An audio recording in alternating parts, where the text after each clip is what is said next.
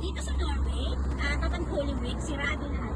Yan, grocery store, sirado siya. Tingnan natin sa likod kung anong makikita natin na tinatapon nila sa basurahan. Tinapay, tapos may bulaklak. Yan, may bulaklak. May mga prutas. Tapos mayroong mga naka-plastic dito. Pero actually, hindi namin kinukuha, tinitingnan lang namin. Kapag nakakita kami ng tinapay, minsan binibigay namin sa mga dove o sa mga kalapati.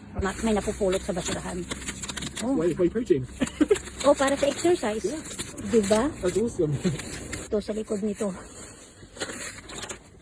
Yeah. When date's fine. 26. Oh, diba? It's actually in date. There you go. Produced, production, September 24. But the date, that's 200 krona each, so 1k. 1,000 yeah, peso, maybe a bit more. plus 1,500 pesos. Ang isa. I think so. Okay, di. Nagkaroon kami ng halaman. But you don't want to bring them, do you? No, I want to bring this. Right. Shall I take your phone? Diba? Yan. Diba mukhang bago pa at nice pa. Oh, tingnan nyo sa likod ng sa likod ng store. Ayan oh, may mga washing machine, may mga oven, may fridge, so maraming iba tinatapon lang. So, nakabila na ako na. What's this? Protein powder.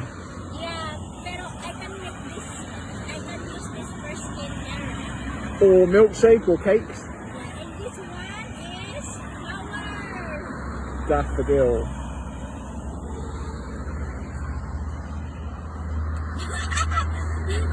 Trinay lang namin na kasi nag-walking kami na pandaan kami sa likod ng grocery store and sabi ko, tingnan kaya natin sa likod ng basurahan kung anong makikita natin. May nakita kaming bread, fruits, pero ito yung kinuha namin. Kasi yung fruits hindi naman. Bago pa yung mga ibang prutas, merong banana, apple pala yun, orange. Yeah, di look nyo.